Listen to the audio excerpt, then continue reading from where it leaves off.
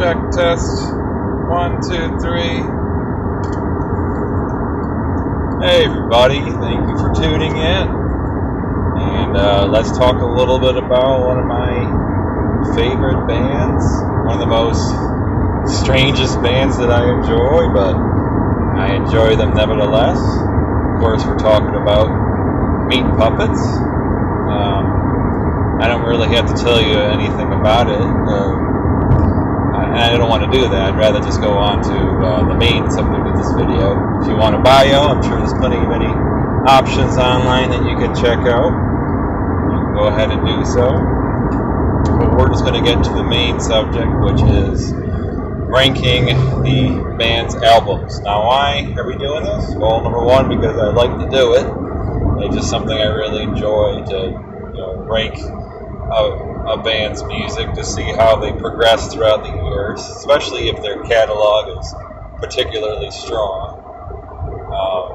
Number two, fans seem to like it. It's like a point of competition between fans, which one you like better, and disagreement, but agreement because you still like the band overall. And number three, anyone who's kind of curious about the band or is new and wants to see what music they should check out first. Obviously, you should check out some of their better stuff instead of their worst stuff. So this is my little gift to you, this video. So yeah, we're gonna go through and rank all 15 of their studio albums. They just released one this week in 2019, and it's also their 40th anniversary, I think. They started in 1979, so that would make 40 years. So in honor of that, and in honor of the new album, let's see how it stacks up to the rest, and let's see how they all stack up to each other in general. I'm also going to include their 2 EPs as an added bonus, the ones that were available for retail, not the promo ones from the 90s. So those are thrown in the mix. If you're a purist and you just want to go to the studio albums, just kindly ignore my bits about the EPs. Alright, without any further ado, let's look at the Meat Puppets discography, starting worst to best. Alright, number 17.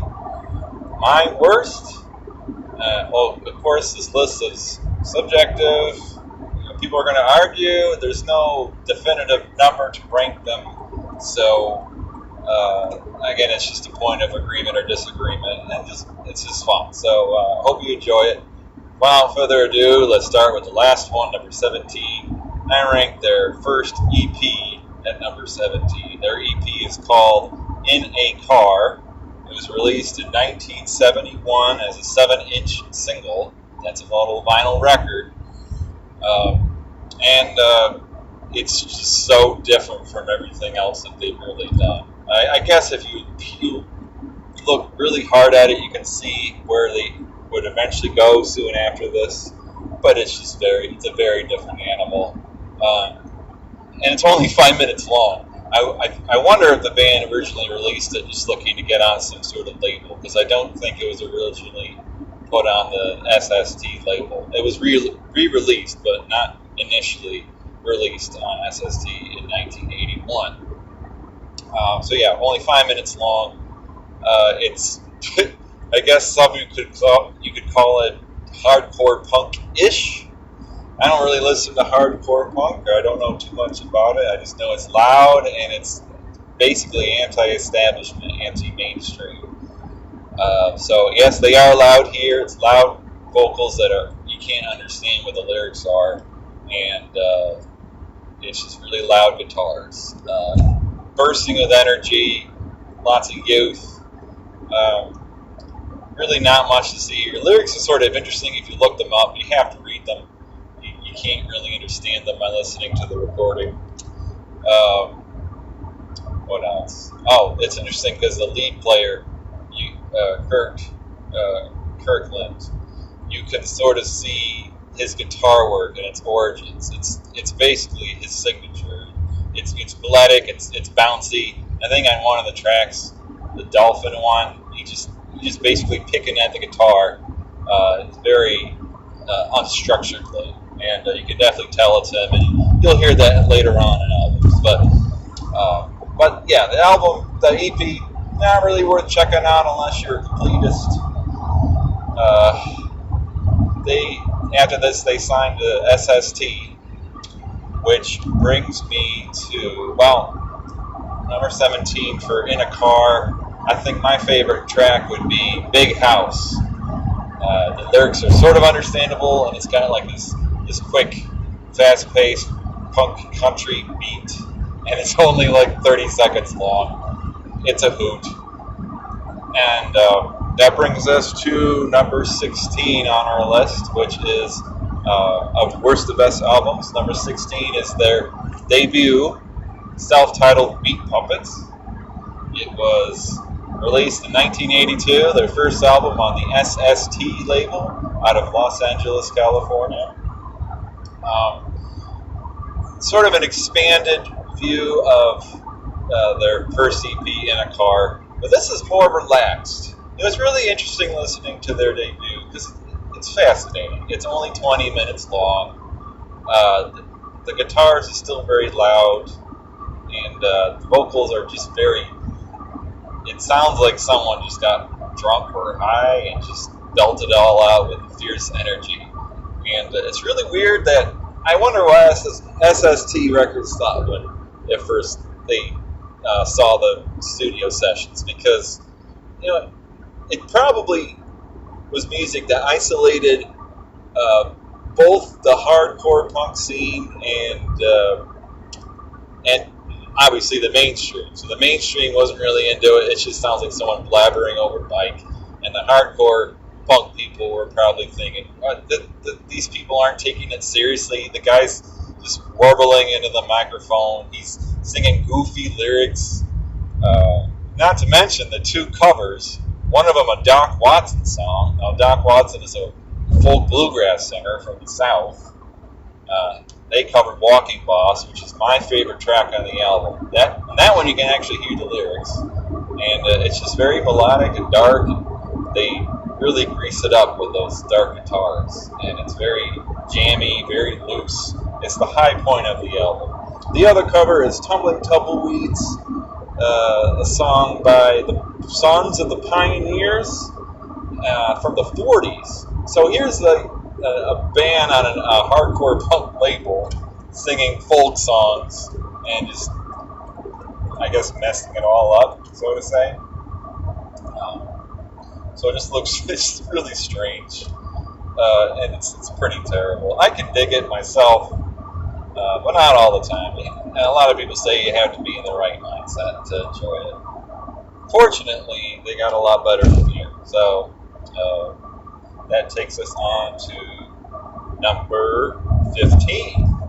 15 on our list. That is the 2000 album Golden Lies.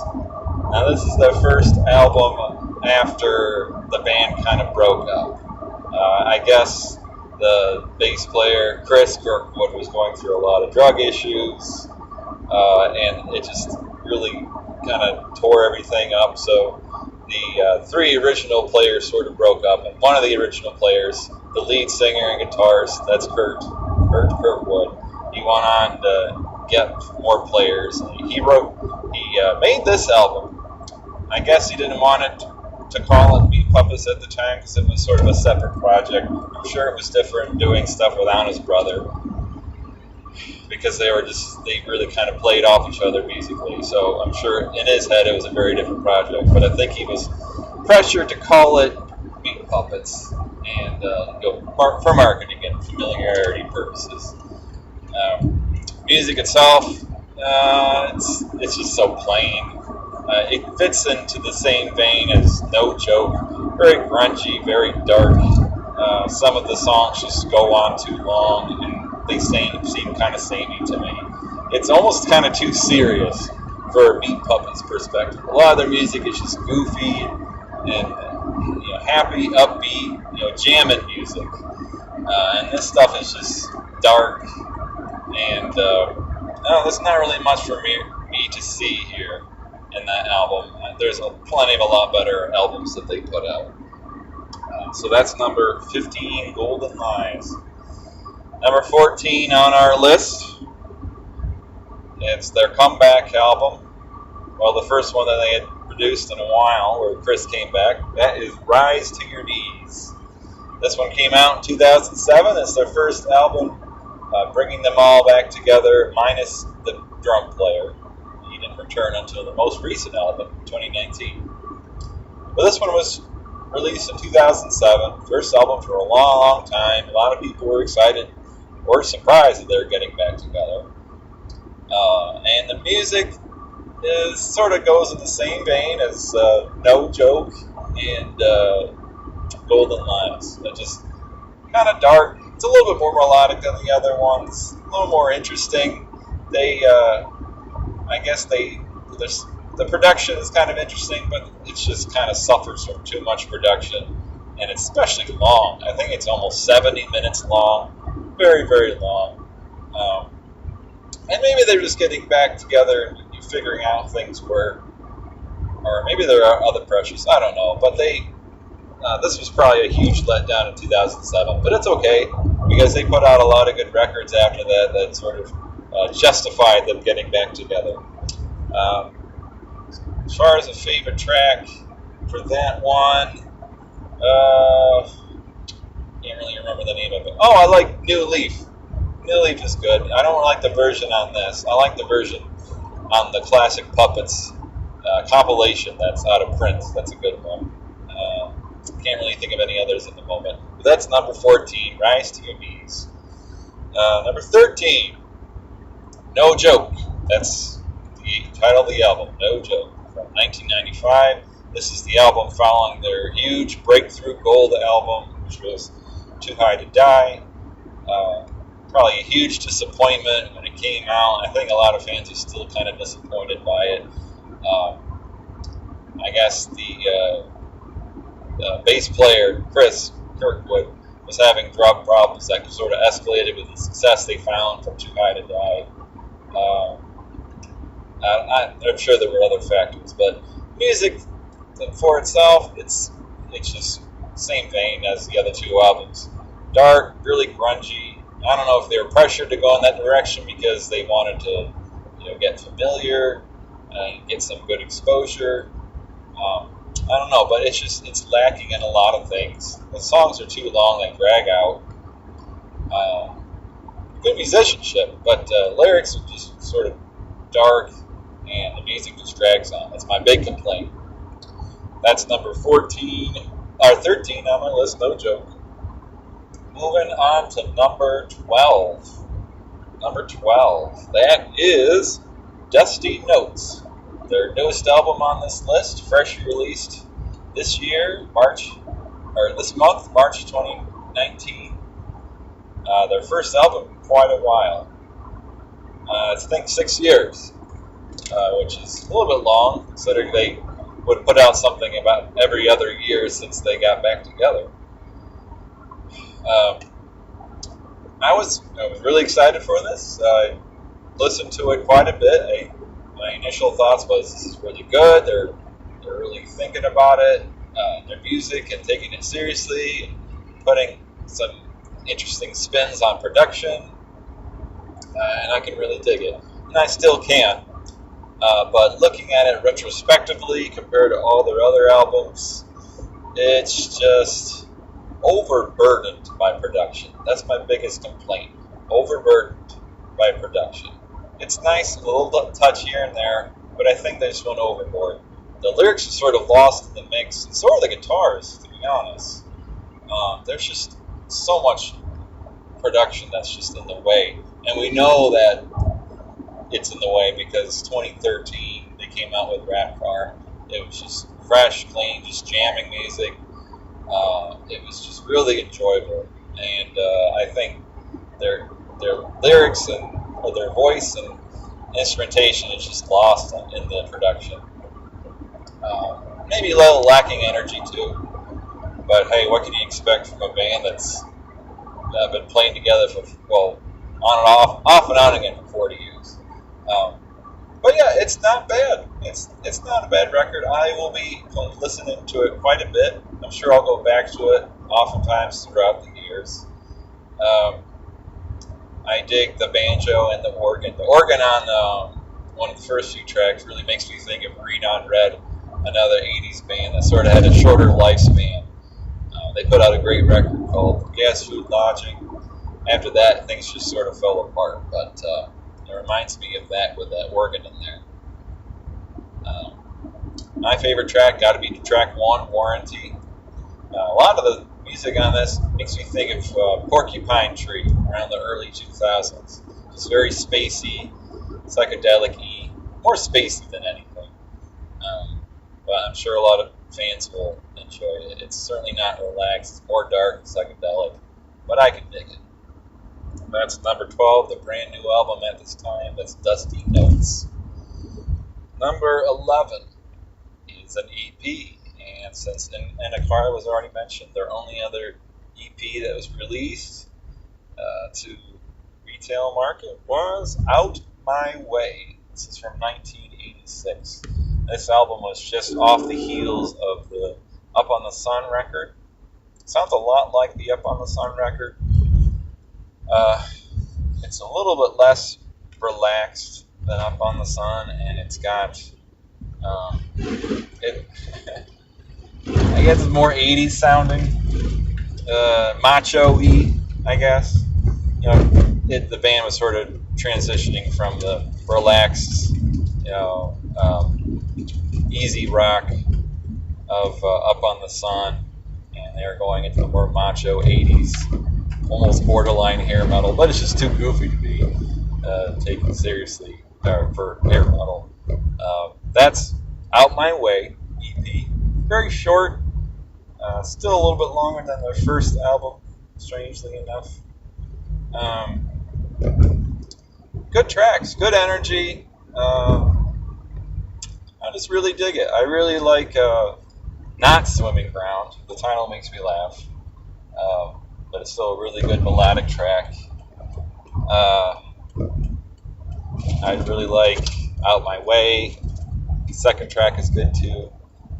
Good Golly Miss Molly is a cover on it, covering Little Richard. It's a hoot. It's funny. Check it out. A little bit too short and a little bit too weak to be considered one of their better ones, but I still absolutely adore this record, or this EP rather. Check it out. It's fun.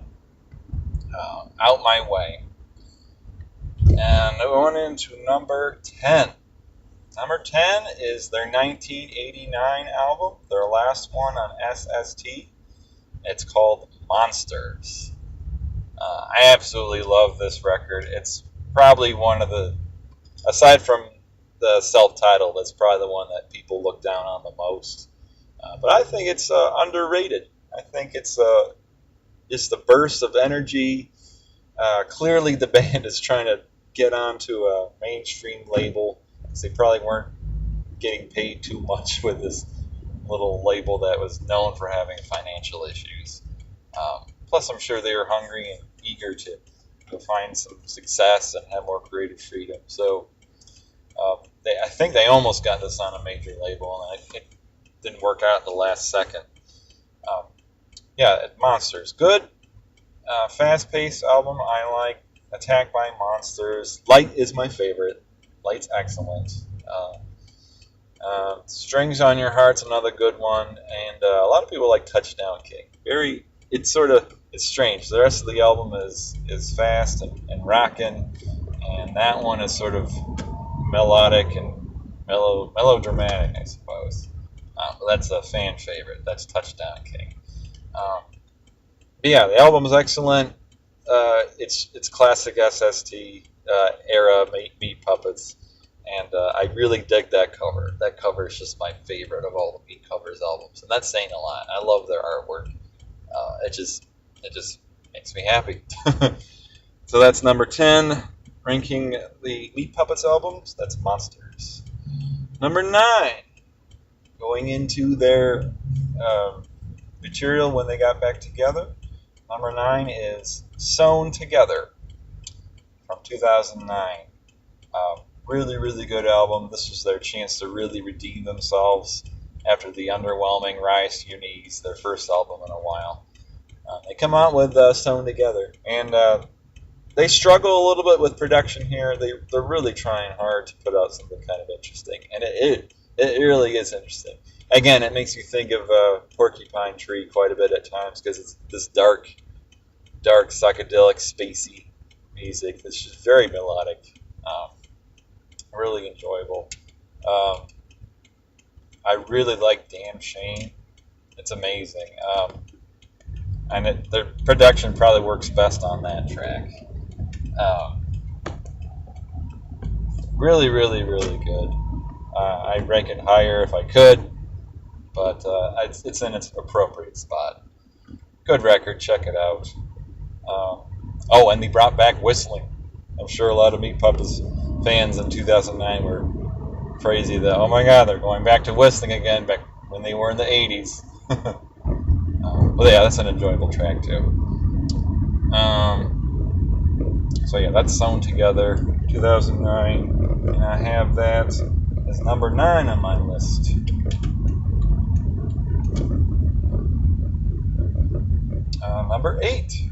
Number 8 is 2011, the album Lollipop.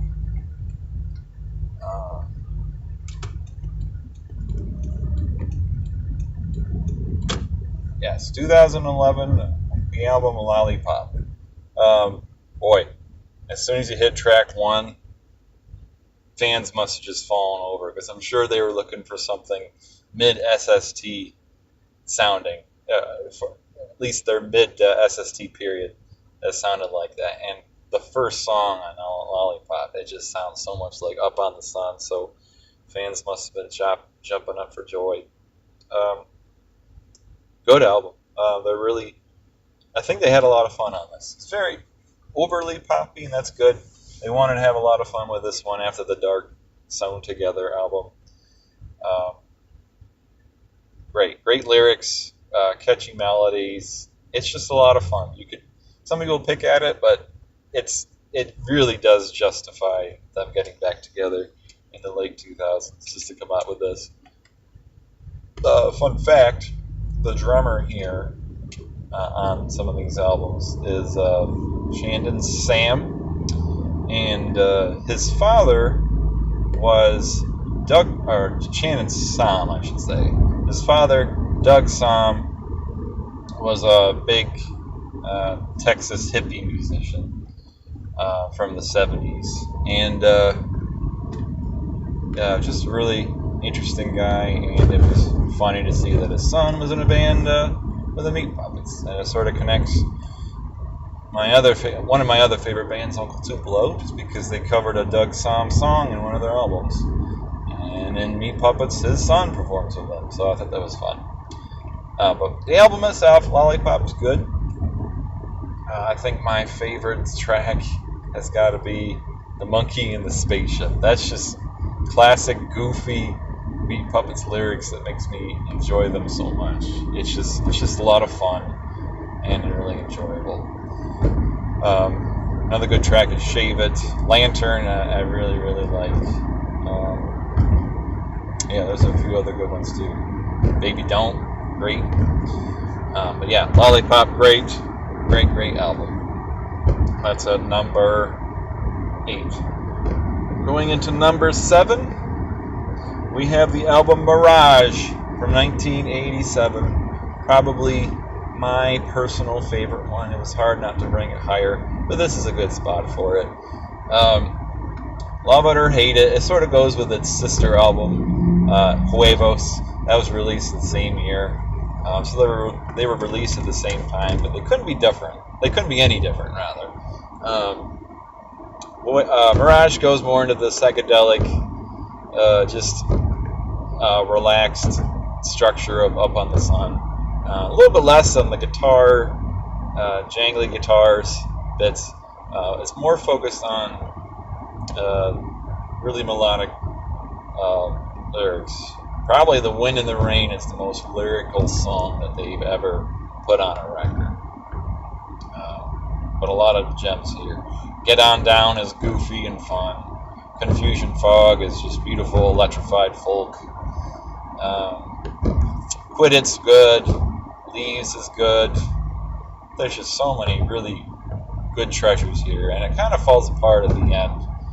But my God, people who really like this album just love it to death. It certainly is a unique one in their catalog, and I would definitely check it out. My favorite track, I'm caught between Get On Down and Confusion Fog. But that's Mirage, number 7 on our list. Number six is Rat Farm from 2013. This is the highest ranking new album on this list, and it's just a phenomenal record. When I first heard it, I thought it's just so relaxed. I thought it was kind of weak. I kind of like Lollipop better, and I still do personally, but the quality of Rat Farm is just really good. Every single song just stands up, and it doesn't overstay its welcome. It goes in, you have the vocals, you do a little guitar solo, and you're out. And each one is, memorable. And it's not too long of an album. And it's just so relaxed. This is why they shouldn't dig too far into production, because whenever they do, they get kind of lost. They do better when they just do as live as possible and don't try to make the production. Don't try to add too much. Rat Farm, excellent. I like the song "Don't Drop It." There's so many others right now. I just can't remember the titles. "Time and Money." Oh my God, that sounds a lot like Up on the Sun era, and that's just just really fun, feel good. And with the lyrics, you can see that they've matured over time. And obviously, you're going to mature over 30, 40 years. But just amazing record. I really hope that they look towards this one if they're going to make any more in the future. I have a feeling the 2020s is just going to be a tough time for the band. I mean, they've been around for more than 40 years at this point. You either keep putting stuff out, or you just, you kind of fizzle out. And I'd rather the group go out with a bang and just quit making records and still enjoy touring, instead of just fizzling out and putting out a few duds before calling it quits. But that's just my opinion. But the record's phenomenal. Totally justifies them getting back together in the 2010s. Totally justifies them making new music still. Really enjoyable record. Go check it out. Number 5 is Huevos, 1987. Really, really excellent record from their SST period. It's their sister album to Mirage, and it's just so different.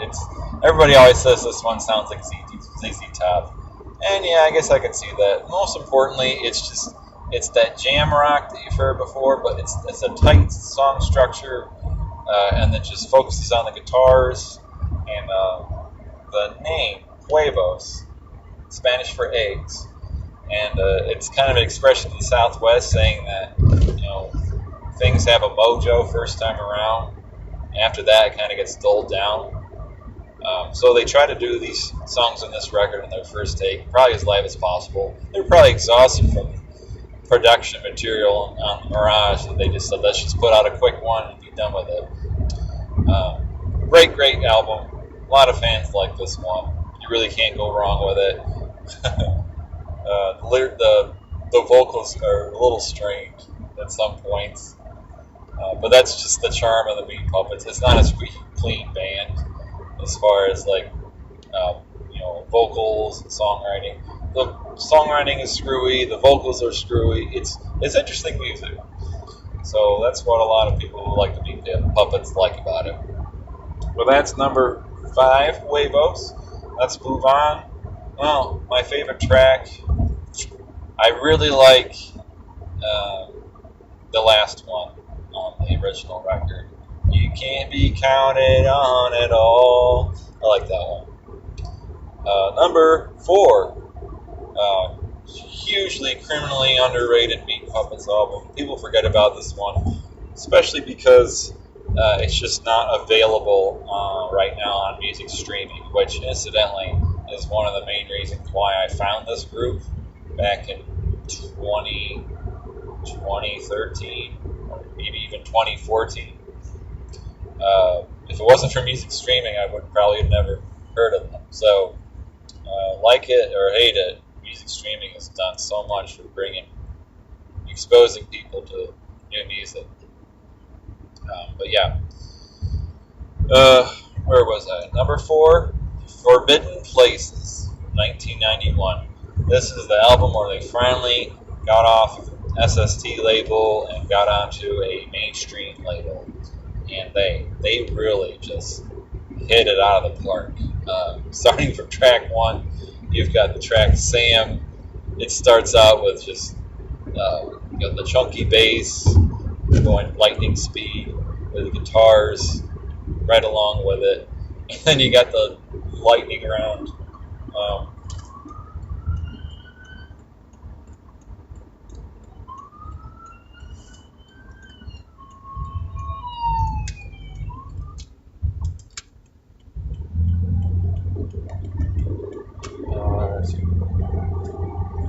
Right off the bat with Sam, it's just lightning round, like and it goes right into the lyrics. Can you imagine any other band starting out their first song on a major label and they're coming out with a song like Sam? No one else would do it. Amazing. The rest of the songs are just solid. The production, mostly good. It's a little bit too mainstream, I'd say.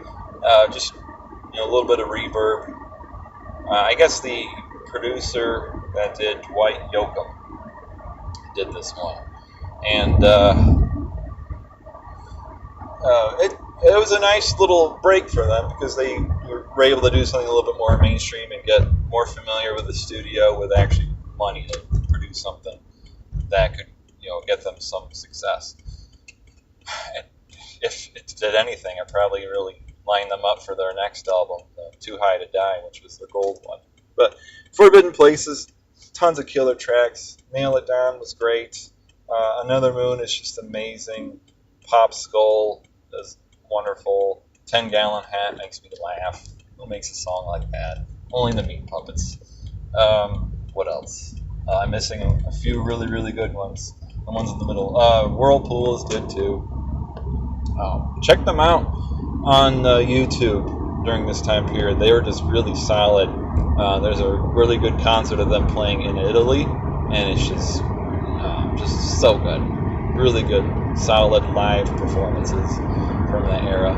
Because they would go on to form their big breakout record, which ended up going gold. And that is number 3 on my list, Too High to Die. Yes, their gold record, the one that arguably their big breakthrough, because before this it was just completely independent, and this was their big breakthrough. And the timing was perfect because it was released right around the time they were getting no attention for being on the Nevermind concert, the Unplugged one. They'd already recorded the songs and everything. It was just perfect timing when it all came out. Great songs. It's interesting. This one is a breakaway from the rest because the songs are less lightning paced, and they're more. They just have the right amount of studio production. It's a lighter record. And it's the mellower songs like Shine. They just bring out the best in the lyrics, and the songs that just sort of churn on and on. They're just really, really good.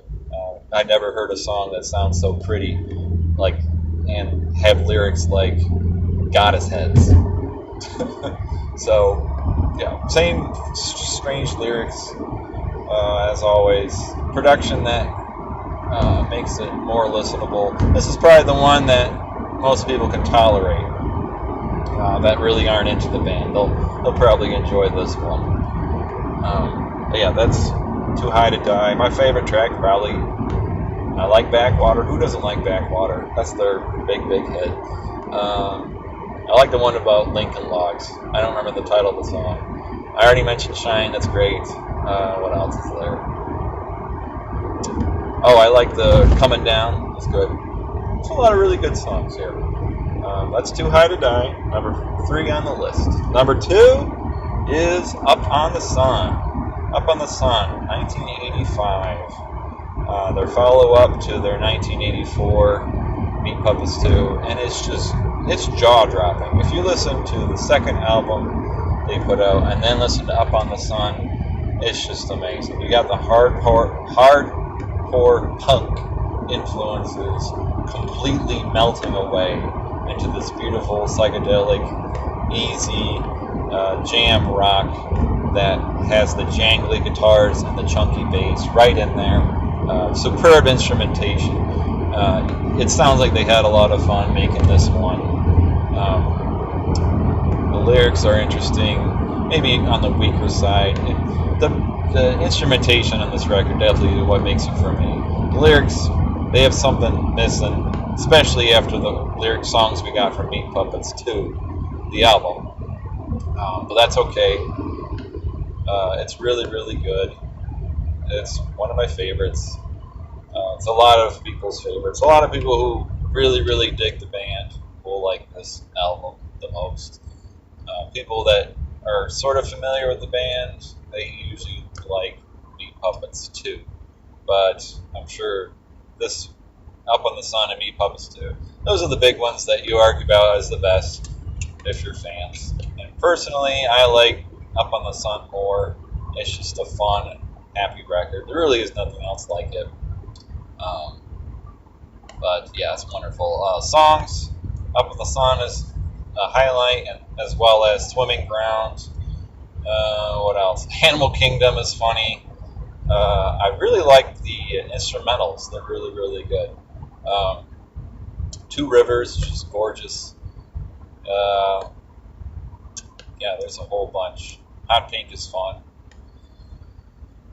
Yeah, definitely check it out. That's Up on the Sun, number 2 on the list. Number one is, of course, their second record, cleverly titled Meat Puppets 2, the second. It's, again, changing from their debut self-titled album to Meat Puppets 2. The differences are just ridiculous. You can hear the lyrics on this one.